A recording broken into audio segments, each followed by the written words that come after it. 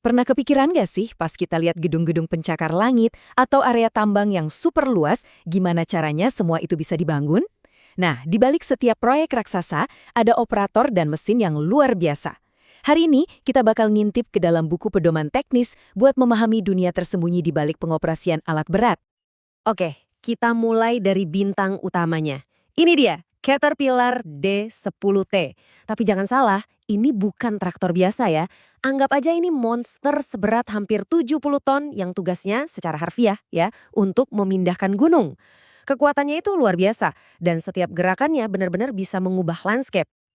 Jelas dong, mesin dengan kekuatan sebesar ini butuh lebih dari sekedar pengemudi biasa.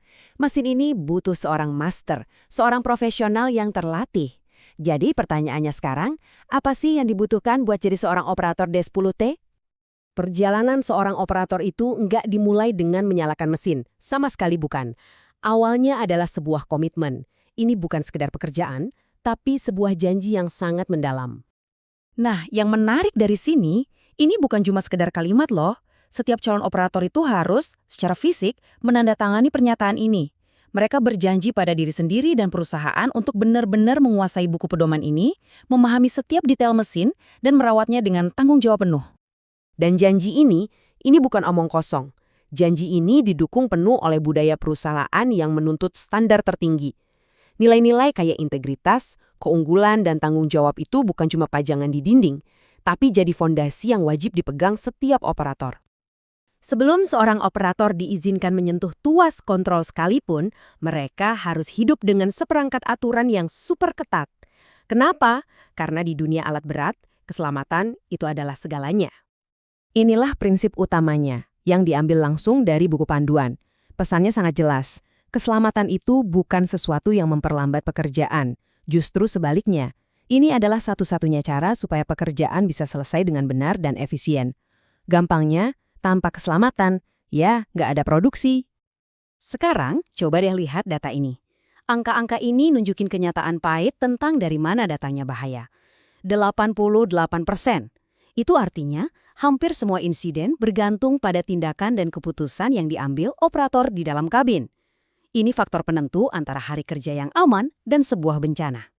Buku pedoman ini juga ngejelasin kalau kecelakaan itu bukan peristiwa acak, tapi lebih kayak reaksi berantai, kayak efek domino. Dan domino mana yang paling penting untuk dihentikan? Ya, itu. Langkah nomor 3, tindakan tidak aman.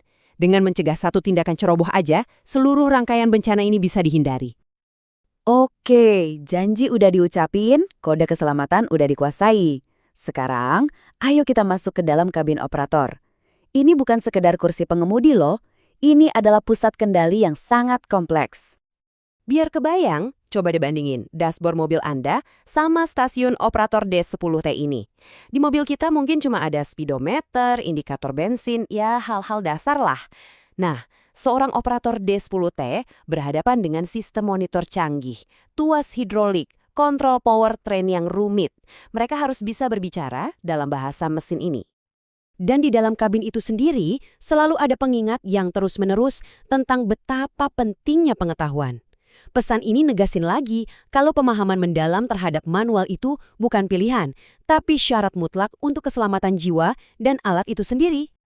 Nah, setelah janji diucapkan, kode keselamatan dikuasai, dan bahasa mesin dipelajari, barulah sang operator siap untuk beraksi. Disinilah saatnya pertunjukan dimulai.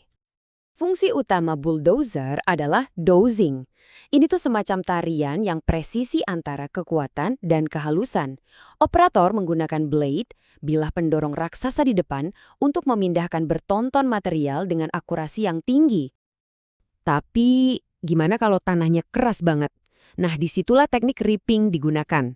Dengan alat seperti cakar raksasa di bagian belakang, operator bisa memecar batuan dan tanah padat menunjukkan kekuatan luar biasa yang ada di bawah kendali mereka. Proses ini kelihatannya mungkin sederhana ya, tapi sebenarnya ini adalah serangkaian langkah yang penuh perhitungan. Setiap langkah, mulai dari memilih gigi yang tepat sampai sudut blade, semua butuh penilaian dan keahlian untuk memastikan efisiensi dan keamanan yang maksimal. Jadi, pas kita lihat mesin ini lagi, kita nggak lagi cuma melihat sepotong baja seberat 70 ton. Kita melihat sebuah alat canggih yang dihidupkan oleh seorang profesional yang sangat terampil, sebuah perpaduan yang sempurna antara manusia dan mesin. Ini membawa kita pada sebuah pemikiran akhir. Setiap jalan yang kita lewati, setiap gedung yang kita masuki, semuanya itu dibangun di atas fondasi yang diletakkan oleh keahlian-keahlian tak terlihat seperti ini. Jadi, lain kali Anda melihat sebuah proyek konstruksi, ingatlah perjalanan sang operator di balik kemudi raksasa itu.